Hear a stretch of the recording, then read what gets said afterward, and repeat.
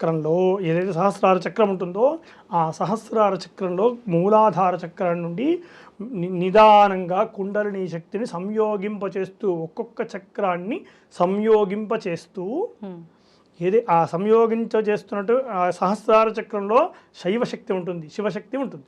ఆ శివశక్తితో ఈ అమ్మవారి శక్తి సౌందర్య శక్తిని లీనం చేయటమే, కలపడమే మైథునం. ఓకే, అంతే తప్ప మైథునం అంటే మరేదో శారీరకమైనటువంటి వ్యవస్థ కాదు. అది ముమ్మాటి గీతం, అర్థం చేసుకోలేనటువంటి తత్వం. అంటే కుండలిని శక్తిని సంయోగింపజేసినటువంటి వాడే మైథునము అని చెప్తుంది.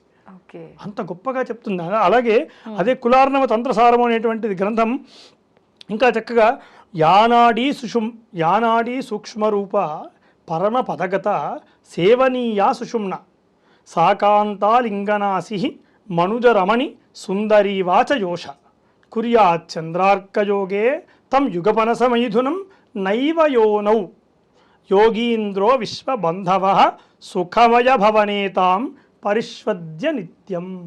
ఇంత చక్కగా ఈ మైథునం గురించి కులార్ణవ తంత్రసారము అనే గ్రంథం చెప్పింది. ఏమంటుంది? సుషుమ్న నాడి నుండి, ఇందాక చెప్పుకున్నట్టుగానే సుషుమ్న నాడి నుండి ఈ కుండలిని శక్తిని సంయోగింపచేస్తూ ఏదైతే ఆ సుషుమ్న నాడిలో కుండలిని శక్తిని స్త్రీ రూపంగా భావించి